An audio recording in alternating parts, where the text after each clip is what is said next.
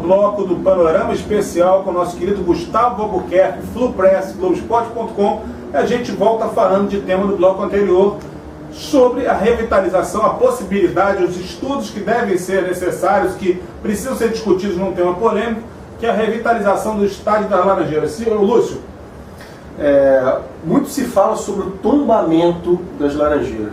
E as pessoas, não sei se elas não sabem, que esse processo de destombamento não é tão difícil. Você faz uma solicitação, enfim, isso pode ser mexido. O que você acha que falta?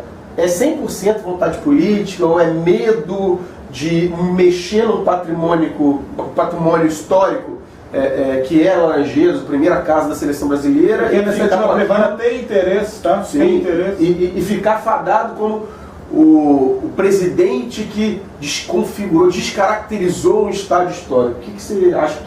Que medo é esse de mexer nas Laranjeiras? Não sei se tem medo, não sei, Lúcio, se tem medo. Eu acho que falta decisão. Há muitos anos que eu não vejo o Fluminense decidir o que ele quer. Essa questão das Laranjeiras é uma bandeira que parte da torcida compra, outra parte não compra. Tem gente que defende a construção de um outro estádio, e a gente tem que respeitar isso. Primeiro, antes da gente falar o que falta, precisa falar o que a gente quer. Uma vez que o Fluminense defina o que ele quer, a gente tem que perguntar o que falta. E aí, sim, vai ter que fazer prospecção de dinheiro para a iniciativa privada, vai ter que se acertar junto com o governo para a questão do estombamento.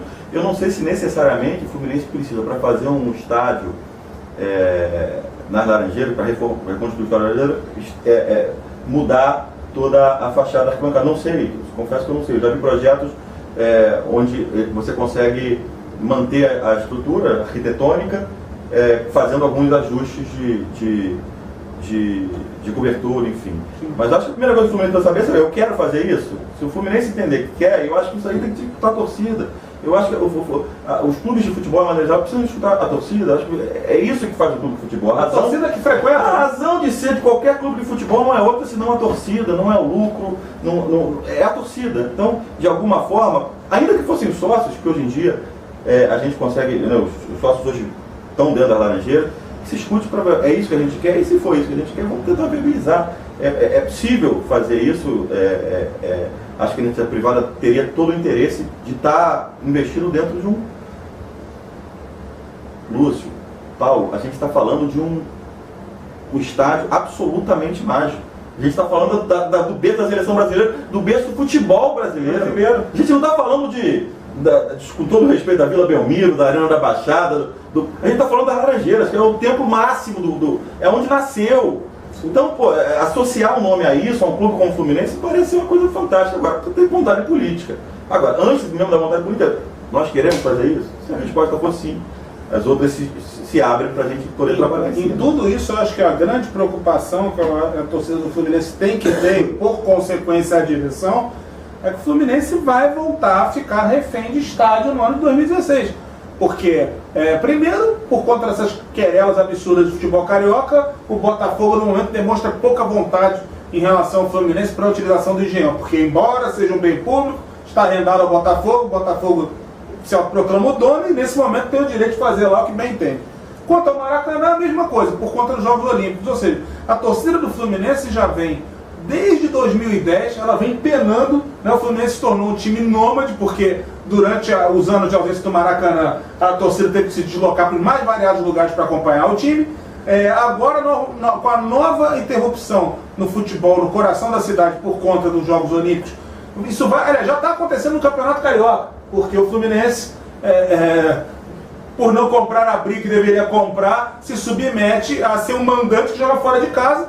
E isso só tende a piorar nas próximas competições que o Fluminense enfrenta. Os últimos 3 títulos nacionais e uma final, o Fluminense em 2005 chegou numa final. Ele jogou contra o Paulista Jundiaí, jogou em São Januário, que estava fechado com o PAN. Sim. Em 2007 jogou o primeiro jogo em casa, mas jogou o segundo fora contra o Figueirense. Sim. E os outros 2 não jogou no Maracanã. O Fluminense nos últimos 4 vezes chegou uma decisão nacional, jogou uma em casa.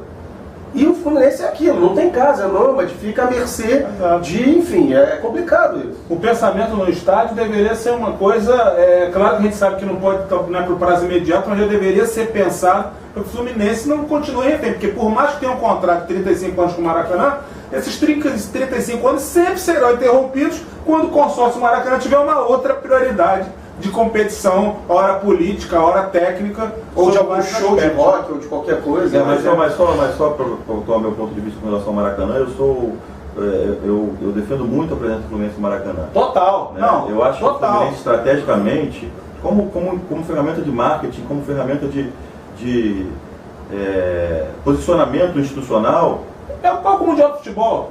E precisa estar atrelado à coisa do Fla-Flu. Sim. O Tricolor precisa valorizar essa coisa do Fla-Flu. Não você polarizar com o Flamengo, e aí seria uma cretinice entrar nessa coisa de rivalidade.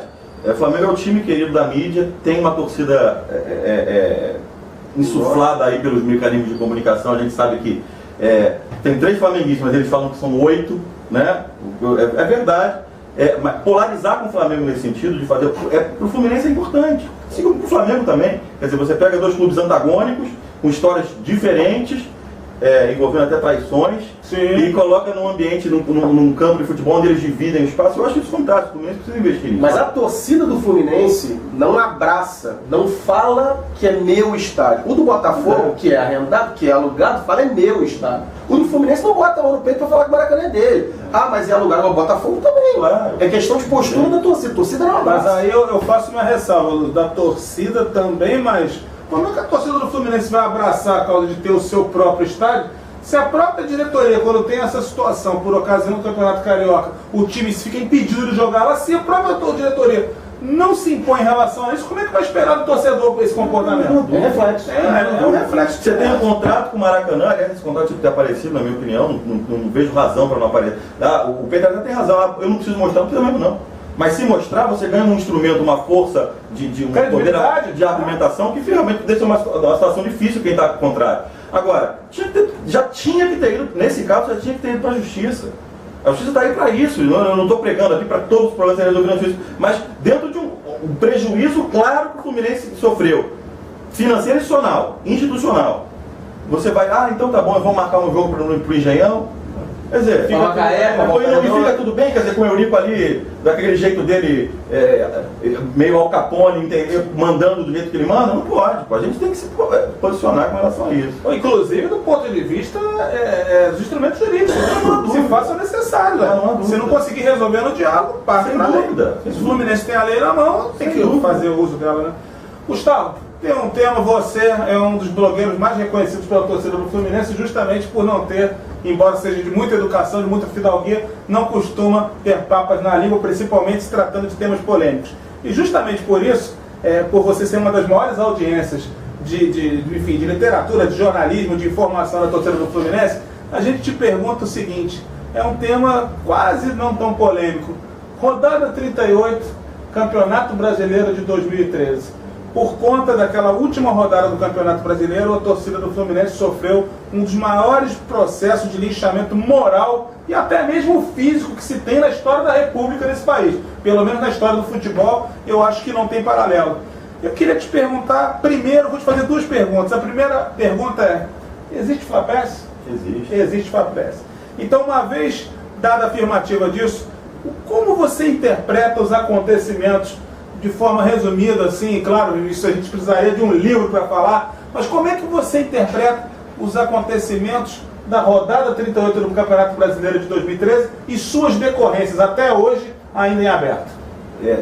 Paulo, eu acho que a Fla-Press existe, é um fato lamentável, mas não acho que esse acontecimento transcende a questão da Fla-Press. Não foi só a Fla-Press, foi o Brasil inteiro, não só os simpatizantes à causa rubro-negra. Não. Foi o Brasil inteiro. Foi uma coisa, então, foi nacional e mais do que isso, envolveu pessoas que sequer acompanham futebol. O Fluminense passou a ter a sua imagem ligada à sacanagem, à roubalheira, à virada de mesa, à corrupção e uma série de coisas.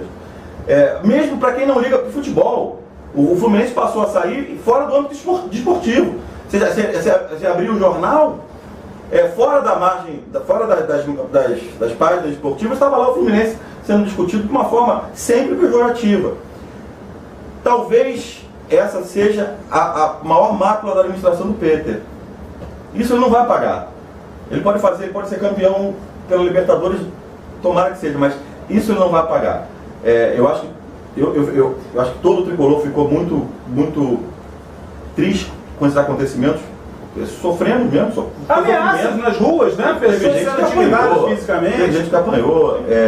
Bomba jogada no parque, criança. E o Fluminense institucionalmente tinha que ter se posicionado de uma forma mais veemente, tinha que, em alguns casos específicos, tinha que ter interpelado judicialmente alguns agentes da imprensa, porque nós fomos execrados porque fica fácil, né? O cara tá ali com a mídia, ele gosta, é natural que ele queira, não devia ser assim, mas é natural que ele queira o amparo da opinião pública. Alô, Valcésar Pereira, Piero Greco. E aí era pra bater no Fluminense. Todo mundo começou a bater no Fluminense. E depois quando se discute, o jornalista tem o seguinte argumento: não, isso é liberdade de expressão. Não, claro. Não, e o pior, o Fluminense, não há dúvida, o Mário Bittencourt fez um trabalho excepcional, mas foi o trabalho juridicamente mais fácil da vida dele.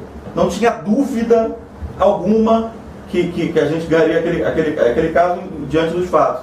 E mesmo assim, a gente viu teses jurídicas de advogados que nunca trabalharam com futebol, dizendo que aquilo era um absurdo, fazendo construções jurídicas, com o único objetivo de fazer o Fluminense agenir no futebol brasileiro. Então teve uma época que o Fluminense ficou, até hoje, mas o Fluminense é agenir do futebol brasileiro.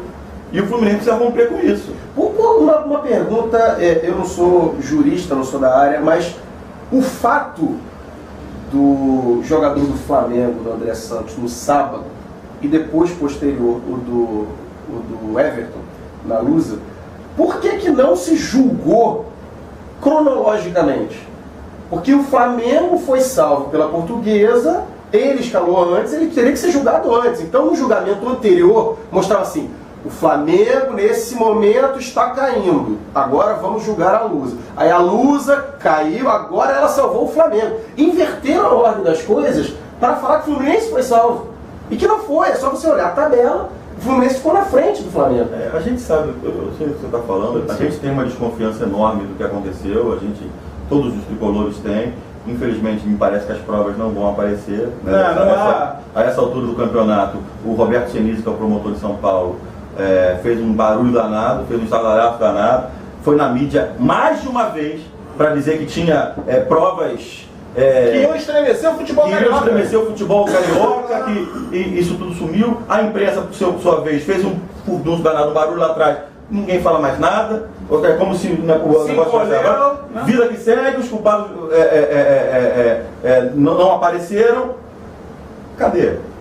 Quem é que é? Alguém fez sacanagem? Ninguém no país inteiro pode achar que aquilo realmente foi uma coincidência enorme. Tinha prova de que ele recebeu, mas quem pagou? Não, isso já saiu. Pois e a gente não consegue pesquisar. Então, já não é uma questão de imprensa, é uma questão de justiça, de polícia. É uma questão de justiça, não. É uma questão de polícia, porque a gente está falando de crime. Mas a gente, infelizmente, eu acho, nunca mais vamos falar nesse assunto, e a gente vai, de alguma forma, ficar com essa pecha aí de virador de mesa sem ter qualquer culpa nesse episódio. Qualquer culpa.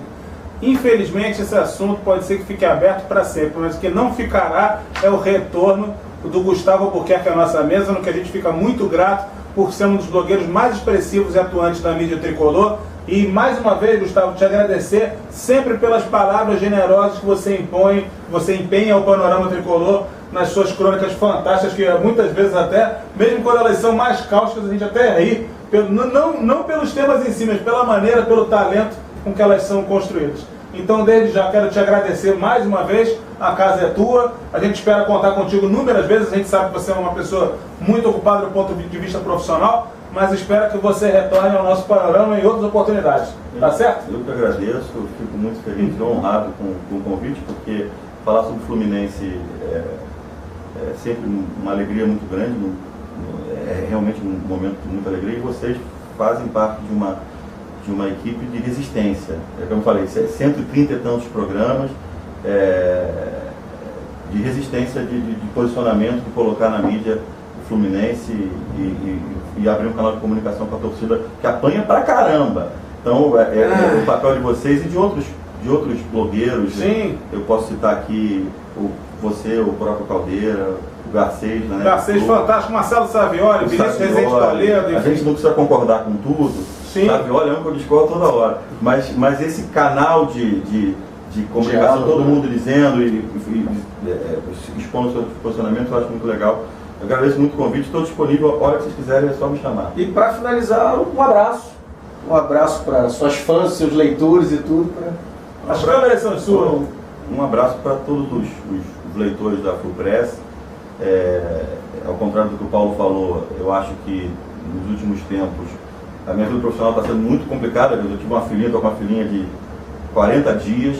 Então, infelizmente, há pouquíssimo tempo eu posso dedicar ao blog. Tenho a ajuda do Dedé, lá que escreve sobre tática na FluPress. É difícil pra caramba fazer um trabalho desse sem ser remunerado, porque você tem que ganhar vida trabalhando, mas é um prazer, e o pessoal que lê é realmente um canhão de audiência, né? Os números que o pessoal da Globo passa é realmente impressionante. Às vezes você está preocupado cansado, não quero falar sobre 1 a 1 com Bom Sucesso, mas você lembra, tem tanta gente para ler, né? Esperando você escrever para... E principalmente os críticos, tem uns caras lá que entram arrebentando com o bloco, chamando de tudo, chapa de chapa branca, chapa preta, pró-Peter, contra-Peter, mas isso aqui é bacana, né? Mas então você tá bem, pô, os caras já falaram que eu ganhei dinheiro do Fluminense. Falou, Fluminense, só para finalizar esse programa, quase 1 ano que eu não consigo comprar meu ingresso de sócio torcedor, porque o consórcio Maracanã não aceita meu cartão de crédito, que é utilizado para tudo que vocês possam imaginar, absolutamente tudo, só não pode comprar o ingresso.